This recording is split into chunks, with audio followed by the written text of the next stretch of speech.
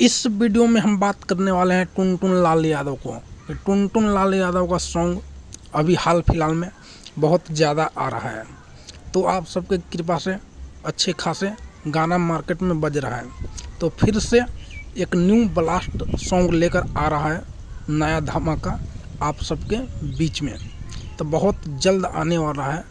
तो इस वीडियो में मैं आपको क्लियर करने वाला हूं कि गाना कब आएगा टुनटुन लाल यादव को। जब गाना आएगा दोस्तों, तो उस गाने को ढेर सारा प्यार और आशीर्वाद दीजिएगा कि वो गाना सुपर डुपर हिट हो। तो चलिए, गाना कौन सा आने वाला है। गाना का नाम है रंगदारी चले बस्ती में। ये गाना 25 तारीख को रिलीजिंग होगा सुबह 6 बजे। ढेर सारा प्यार आशीर्वाद दीजिएगा, सुपर डुपर हिट बनाइएगा।